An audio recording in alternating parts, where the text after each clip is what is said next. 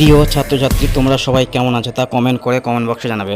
আজ আমি এই ভিডিওর মাধ্যমে তোমাদের সামনে নিয়ে এলাম সেকেন্ড সামারটিভ এভালুয়েশন 2024 ষষ্ঠ শ্রেণীর অঙ্ক, ফুল মার্কস 50। তোমরা দেখতে পাবে, টাইম 1 ঘন্টা 40 মিনিট। ভিডিওটি স্কিপ না করে তোমরা শেষ পর্যন্ত দেখো। আমি যে ভিডিওগুলো দিয়েছি বা যে অঙ্কগুলো করিয়েছি ষষ্ঠ শ্রেণী থেকে, সেখান থেকে তোমরা কতটা কমন পেয়েছো, ঠিক আছে? এবং যেগুলো কমন পাওনি সেগুলো আমি করিয়ে দেবো এবং বলেও দেবো যে প্রত্যেকটা ধরে ধরে বলে দেবো কোনটার কি উত্তর। 1 নম্বর বলছে শূন্যস্থান পূরণ করো। 1-এর 1 6.234 মিটার সমান কত ডেসিমিটার? আমরা ডেসিমিটার গেলে 10 দিয়ে গুণ করে দেবো। 10 দিয়ে গুণ করতে গেলে কি 1 ঘর 10 দশমিক ডান দিকে সরে যাবে, তাহলে 62.34 ডেসিমিটার হয়ে যাবে। 2 নম্বর 120-এর 30% সমান কত? তাহলে 120 গুণিত 30/100 করে দেবো, তাহলে পেয়ে যাবো 36। 3 নম্বর 0.02 গুণিত 0.3 আমরা গুণ করে দেবো। 3-2 6 আর দশমিক ক ঘর আগে, তাহলে প্রথমটাতে 2 ঘর আগে রয়েছে এবং পরটাতে 1 ঘর, তাহলে মোট 3 ঘর, তাহলে 0 নিয়ে আমরা 3টা ঘর তৈরি করে দশমিক বসাবো। তারপরে 4 নম্বর -9 মিটার উপরে ওঠা এর বিপরীত রাশিটি হলো। এখানে দুটি উত্তর পাওয়া যাবে, ঠিক আছে? আমরা জানি উপরে ওঠার বিপরীত হবে নিচে নামা এবং মাইনাস চিহ্নের বিপরীত হবে প্লাস। তাহলে আমরা যদি +9 লিখি তাহলে +9 মিটার ওপরে ওঠা হয়ে যাবে, ঠিক আছে? আর যদি মাইনাস রেখে দিই -9 মিটার, তাহলে উপরে ওঠার বিপরীত হবে নিচে নামা। তাহলে আমরা লিখে দেবো +9 মিটার। আমরা মাইনাসের জায়গায় দেখো প্লাস করেছি, তাহলে +9 মিটার উপরে ওঠা। আমরা কি বিপরীত করলাম? মাইনাসের বিপরীত প্লাস লিখেছি, ঠিক আছে? তাহলে আমরা উপরে ওঠাই থাকলো। এবার মাইনাসটা যদি মাইনাসই রেখে দিই চিহ্নটাকে, তাহলে -9 মিটার, তাহলে উপরে ওঠার বিপরীত নিচে নামা হয়ে যাবে। এই দুটি উত্তরের মধ্যে যে কোনো একটি উত্তর লিখলেই হবে। এবার 5 নম্বরে বলছে একটি মাত্র তল বিশিষ্ট ঘন বস্তু হলো নিরেট বল। একটি তল থাকে বলের। 6 নম্বর বলছে দুটি সংখ্যার লসাগু ও গসাগু সমান সংখ্যা দুটির গুণফল। লসাগু ও গসাগু গুণ করলে যেটা পাওয়া যাবে সেটা সংখ্যা দুটির গুণ করলেও তাই পাওয়া যাবে। এবার 2 দাগের উত্তর। 1 নম্বর বলছে একটি থামের আকৃতি ঘনকের মতো। থামের আকৃতি কেমন স্ক্রিনে তোমরা দেখতেই পাচ্ছ, ঘনকের মতো। 2 নম্বর বলছে 15-এর একটি গুণনীয়ক। এখানে 15-এর এক গুণনীয়ক আছে 3 এবং 5 হচ্ছে 15-র গুণনীয়ক। 3টি অসমরেখ বিন্দু দিয়ে সর্বোচ্চ কটি সরলরেখা আঁকা যায়? 3টি। তোমরা স্ক্রিনে দেখতেই পাচ্ছ 3টি সরলরেখা দিয়ে একটি ত্রিভুজ তৈরি হয়েছে। 3 নম্বরে দেখো সামান্য ভগ্নাংশে পরিণত করো। এই অঙ্কটা পুনঃপৌনিকের অঙ্ক। তোমরা যদি না জানো তাহলে আমার পূর্বের ভিডিওগুলি দেখো, পুনঃপৌনিক অঙ্ক দেওয়া রয়েছে। এর উত্তর হবে 2/11। এবারে চলে যাব 3-এর 2। দুটি পরস্পর মৌলিক সংখ্যার গসাগু কত? দুটি পরস্পর মৌলিক সংখ্যার গসাগু সবসময় 1 পাওয়া যাবে, ঠিক আছে? এবার চলে যাব দাগ নম্বর 3। 1.2-এর 5 ভগ্নাংশটিকে শতকরায় প্রকাশ করো। শতকরায় প্রকাশ করলে সেটি হয়ে যাবে 140%। তাহলে পুনঃপৌনিক তুলে দাও, সেটা 7/5 হবে এবং 100 দিয়ে গুণ করে দাও, তাহলে 140%। 4 নম্বরের অঙ্ক বলছে 1 নম্বরে মানের ঊর্ধ্বক্রমে সাজাও। আমরা সংখ্যাগুলোকে উপর থেকে নিচে লিখে নেব। পুনঃপৌনিক আমরা ভাঙতে জানি, সেটা কীভাবে ভাঙে আমার পূর্বে ভিডিওতে আছে। এই অঙ্কটা আমার পূর্বের ভিডিওতে রয়েছে, তোমরা অঙ্কটা ডিটেলসে দেখার জন্য আমার পূর্বের ভিডিওগুলোকে ফলো করো, ঠিক আছে? এখানে নিচেরগুলোকে লসাগু করে নাও, লসাগু 18 হবে। এবার লসাগু যে 18 পাবো সেই 18কে নিচের সংখ্যা দিয়ে 3 দিয়ে ভাগ করো, 6 হবে। 6-এর সঙ্গে 1 গুণ করলে 6-1-6 হয়ে যাবে, ঠিক আছে? আবার 6 দিয়ে 18 ভালো 3 হবে। 3-এর সঙ্গে আবার 1 গুণ করো, 3-1-কে 3 হবে।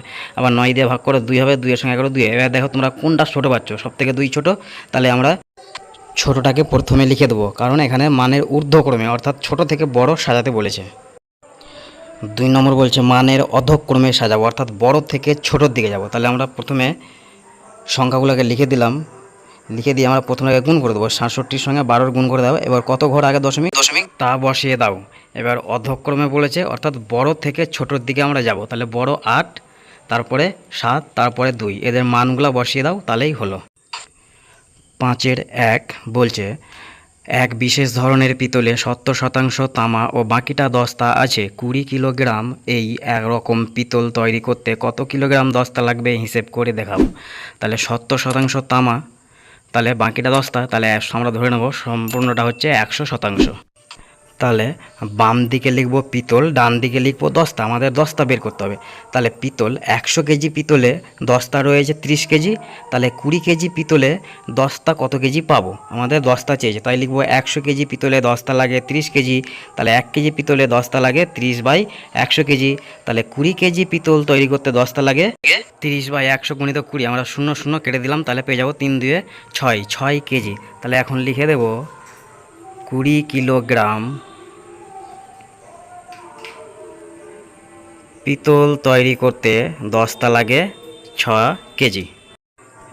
এই অঙ্কটি আমার পূর্বের ভিডিও দেওয়া রয়েছে, তোমরা পূর্বের ভিডিওগুলোকে ফলো করো।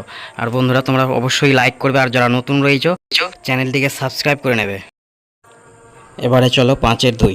কোন বৃহত্তম সংখ্যা দিয়ে 2300 ও 3500কে ভাগ করলে যথাক্রমে 32 ও 56 ভাগশেষ থাকবে? প্রথমে আমরা 2300 ও 3500 থেকে 32 ও 56 বিয়োগ দিয়ে দেবো। বিয়োগ দিয়ে আমরা মূল সংখ্যাটি পেয়ে যাব। তাহলে এই মূল সংখ্যাটি আমরা ভেঙে দেবো, ছোটো ছোটো করে ভেঙে দেবো। ভেঙে দিয়ে আমরা এর গসাগু বের করব। তাহলে 2268কে 2 দিয়ে ভাগ করো, 1134 আবার 2 দিয়ে ভাগ করো, 564 আবার 567 আবার সেটাকে 3 দিয়ে ভাগ করো, ঠিক আছে, 189। এভাবে আমরা ছোটো ছোটো করে ভেঙে দেবো। আমরা পাশে 3444কেও ভেঙে দেবো। ভেঙে দিয়ে আমরা এই দুইজনের মধ্যে থেকে আমরা গসাগু বের করব। গসাগু নিশ্চয়ই তোমরা বের করতে জানো। দুইটো সংখ্যার মধ্যে যেগুলো আমরা কমন পাবো, যেমন উপরে 2 এভাবে যেগুলো কমন পাচ্ছি সেইগুলো হবে গসাগু। তাহলে লিখে দিলাম গসাগু 2 2 2 2 3, আর এখানে 3, এখানে একটা 7 রয়েছে, এখানেও একটা 7 রয়েছে, ঠিক আছে। তাহলে এইগুলো আমরা লিখে দেবো, এইগুলো হচ্ছে গসাগু। তাহলে এবার গুণ করে দেবো, 7-এর সঙ্গে 3-এর গুণ করো, 3 7 21, 21 সঙ্গে 2-এর গুণ করলে 21 দিয়ে 42, 42 সঙ্গে আবার 2 করলে 84 হয়ে যাবে। গসাগু হলো 84। বৃহত্তম সংখ্যা 84 দিয়ে ভাগ করলে যথাক্রমে 32 ও 56 ভাগশেষ থাকবে। 3-এর অঙ্ক বলছে 15 নম্বরের একটি পরীক্ষায় 20 জন ছাত্রের প্রাপ্ত নম্বর দেওয়া হলো। তথ্যগুলি ট্যালি মার্ক দিয়ে সাজিয়ে লেখো ও পরিসংখ্যা বিভাজন তালিকা তৈরি করো। আমাদের এখানে ট্যালি মার্কের সাহায্যে লিখতে বলেছে। আমরা একটা ছক টেনে নেব, এখানে লিখে দেবো তথ্যগুলি ট্যালি মার্ক দিয়ে সাজিয়ে লিখি ও পরিসংখ্যা বিভাজন তালিকা তৈরি করি, ঠিক আছে। এবার প্রথমে আমরা লিখব নম্বর। আমাদের 20 জন ছাত্রের নম্বর তালিকা দিয়েছে, তাহলে তারপরে মাঝখানে দেবো ট্যালি মার্ক। আমরা কীভাবে ট্যালি মার্ক লিখবো সেটাও দেখতে হবে। তারপরে ছাত্র সংখ্যা, তাহলে আমরা প্রথমে দেখব 9 কতজন পেয়েছে, 20 জনের মধ্যে 9, তাহলে আমরা গুনে নিলাম 9 পেয়েছে 4 জন। তাহলে 9 নম্বর লিখলাম, নম্বরের ঘরে 9 নম্বর করে পেয়েছে 4 জন, তাহলে 4টা আমরা লম্বা লম্বা দাগ দেবো, ঠিক আছে। এটা হচ্ছে ট্যালি মার্ক। আর লিখে দেবো পাশে ছাত্র সংখ্যা 4 জন পেয়েছে। আশা করি বুঝতে পেরেছো। আমি আবার বলছি, নম্বরের ঘরে আমরা নম্বরগুলি লিখে দেবো, নম্বরের সংখ্যাগুলো দিয়েছে এবং 9 নম্বর কতজন পেয়েছে 4 জন, তাই 4টি লম্বা দাগ দিয়ে পাশে ছাত্র সংখ্যা 4 লিখে দিলাম। এবার দেখো 8 নম্বর কতজন পেয়েছে, আমরা ওখানে দেখে নাও 8 পেয়েছে 5 জন, তাহলে 4টি দাগ টেনে একটা দিয়ে কেটে দিলাম, মানে 5টির বেশি করতে পারবো না, ঠিক আছে। তাহলে 4টি আর একটি দাগ দিয়ে কেটে দেবো, 5টি হলে এভাবে লিখবো। এইভাবে প্রত্যেকটাকে লিখে দাও। হ্যাঁ, 2 জন যেমন 2 নম্বর পেয়েছে 2 জন, তাহলে সেইভাবে লিখে দিলাম। এভাবে প্রত্যেকটি তোমরা দেখতে পাচ্ছ, এইভাবে ট্যালি মার্ক ছক তৈরি করে ট্যালি মার্ক দিয়ে সাজিয়ে লিখতে হয়। এই সব অধ্যায় থেকে আমি এখনও ভিডিও দিতে পারিনি, তবে খুব তাড়াতাড়ি এই সব অধ্যায় থেকে ভিডিওগুলো দিয়ে দেবো, ঠিক আছে। তারপরের অঙ্ক দেখো, কোন ক্ষুদ্রতম সংখ্যা থেকে 400 বিয়োগ করলে বিয়োগফল 7, 11, 13 দিয়ে বিভাজ্য? তাহলে আমরা প্রথমে 7, 11 ও 13 এর লসাগু বের করে নেবো, ঠিক আছে। আমরা লসাগুটা প্রথমে বের করবো। তাহলে লসাগু আমরা এইগুলো মৌলিক সংখ্যা এদের ভাঙতে পারবো না, তাহলে 7, 11, 13 গুণ করে দাও, 1001 হবে। এর সঙ্গে প্লাস 4000 যোগ করে দাও, মানে 4000 বিয়োগ করতে বলে, তাহলে যোগ করে দাও, 5001 হবে। তাহলে আমরা লিখে দেবো ক্ষুদ্রতম সংখ্যা 5001 থেকে 4000 বিয়োগ করলে সেই বিয়োগফল 7, 11 ও 13 দিয়ে বিভাজ্য। এই চ্যানেলে যারা প্রথমবার ভিডিও দেখছো তারা অবশ্যই চ্যানেলটিকে সাবস্ক্রাইব করে রাখবে। এবার 5 নম্বর, অনিলবাবু তার মাসিক আয়ের 22% বাড়ি ভাড়া দেন। যদি অনিলবাবু প্রতি মাসে 1870 টাকা বাড়ি ভাড়া দেন, তবে অনিলবাবুর মাসিক আয় কত হিসাব করো। 22% সমান হচ্ছে 1870, তাহলে 100% সমান কত হবে, সেটা হবে 8500 টাকা। এই অঙ্কটা আমার পূর্বের ভিডিওতে হয়েছে। 6 নম্বরে, একটি সমবাহু ত্রিভুজের পরিসীমা 14.4 সেমি, ওই সমবাহু ত্রিভুজের একটি বাহুর দৈর্ঘ্য কত সেমি হবে হিসাব করো। আমরা জানি ত্রিভুজের 3টি বাহু রয়েছে, তাহলে 3টি বাহুকে যোগ করলেই পরিসীমা পেয়ে যাব। তাহলে ত্রিভুজের 3টি বাহুর যোগফল সমান পরিসীমা, তাহলে 3টি বাহু, তাহলে একটি বাহুর যোগফল সমান কত, আমাদের একটি বাহু চেয়েছে, তাহলে পরিসীমা 14.4 সেমি। তাহলে 14.4 সেমিকে 3 দিয়ে ভাগ করে দাও, একটি চেয়েছে, তাহলে 3 4 12 আর 3 8 24, তাহলে 0.1 ঘর আগে 4.8 সেমি। 6 দাগের 1, সংখ্যা রেখার সাহায্যে যোগফল নির্ণয় করো। তাহলে -8 + 5কে সংখ্যা রেখার সাহায্যে, তোমরা সংখ্যা রেখার ছবিটা স্ক্রিনে দেখতে পাচ্ছ। প্রথমে -8, শূন্য থেকে বাম দিকে মাইনাসের দিকে 8 ঘর সরেছে, তারপরে +5, মানে সেই -8 থেকে আবার ডান দিকে +5 সরেছে, তাহলে পরে রয়েছে -3। 2 নম্বর অঙ্ক বলছে মান নির্ণয় করো। -5 এর সঙ্গে -7 এর বিপরীত সংখ্যা মান নির্ণয় করতে বলছে, ঠিক আছে। তাহলে লিখে দাও -5 প্লাস -7 এর বিপরীত হচ্ছে +7 -5। এখানে দেখো প্রথমে রয়েছে -5 আর শেষে রয়েছে -5, তাহলে মাইনাসে প্লাস হয়ে যাবে, ঠিক আছে। তাহলে আগেরগুলো লিখে দিয়ে +5 করে দিলাম, ঠিক আছে।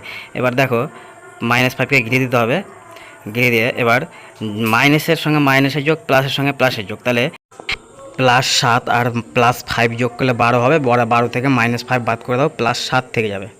3 নম্বর প্রথমটার সঙ্গে কত যোগ করলে দ্বিতীয়টি পাবো, তাহলে +7-এর সঙ্গে কত যোগ করলে -2 পাবো, তাহলে যোগ করে দাও, 7 2 9, তাহলে -9। উত্তরটা হবে -9 যোগ করলে -2 পাবো। 4 নম্বর অঙ্ক বলছে যোগফল নির্ণয় করো, -3 -2 +5 -1, তাহলে মাইনাসগুলো যোগ করে দেবো, প্লাসগুলো যোগ করে দেবো, ঠিক আছে। তাহলে দেখো -3-এর সঙ্গে -2 আর -1 যোগ করে দেবো, তাহলে -6 হবে, +5 থাকবে, তাহলে 6 থেকে +5 বাদ দিয়ে দাও, 1 থাকবে, একটা এসছে 6-এর মধ্যে থেকে, 6-এর আগে মাইনাস ছিল তাই -1 হবে। 7-এর 1 বলছে দুটি নির্দিষ্ট বিন্দু দিয়ে কটি সরলরেখা আঁকতে পারি। দুটি বিন্দু দিয়ে আমরা একটি সরলরেখা আঁকতে পারি। তারপরে অংশ বলছে সরলরেখা, রেখাংশ ও রশ্মির মধ্যে কার নির্দিষ্ট দৈর্ঘ্য আছে। আমরা রেখাংশের নির্দিষ্ট দৈর্ঘ্য পাবো। 2 নম্বর অঙ্ক বলছে প্রদত্ত চিত্রটির পরিসীমা নির্ণয় করো। এখানে পরিসীমা বলতে চারিদিকে যে সংখ্যাগুলো রয়েছে সেগুলো যোগ করে দিতে হবে, ঠিক আছে। আমরা ধার বরাবর সংখ্যাগুলোকে যোগ করে দেবো, তাহলে প্রত্যেকটাকে যোগ করে দাও, যোগ করে যেটা হবে সেটাই হবে পরিসীমা। 3 নম্বর বলছে AB ও CD দুটি সমান্তরাল সরলরেখা আঁকো। তাহলে দেখো তোমরা কোশ্চেনেই আমি কীভাবে সমান্তরাল সরলরেখা এঁকে দিয়ে তাদের নামটা দিয়ে দেওয়া হচ্ছে, AB এবং CD হচ্ছে সমান্তরাল সরলরেখা। 4 নম্বর বলছে MN একটি রশ্মি আঁকি যার মধ্যে S একটি বিন্দু থাকবে। তাহলে একটা সরলরেখা অঙ্কন করব, সেটাকে রশ্মি মানে সামনের দিকটা তীর চিহ্ন দেবো, তাহলে এটা রশ্মি হবে। সেটাকে MN নাম দিয়ে মাঝখানে একটা বিন্দু আঁকবো, সেটা হবে S বিন্দু। 5 নম্বর হচ্ছে PQ ও RS দুটি পরস্পর ছেদী রেখাংশ অঙ্কন করো যারা ও বিন্দুতে ছেদ করেছে। তাহলে PQ একটি সরলরেখা অঙ্কন করব এবং লম্বালম্বি একটা রেখা অঙ্কন করব, সেটা RS, এবং যেখানে ছেদ করেছে একে অপরকে সেটা হবে ও বিন্দু।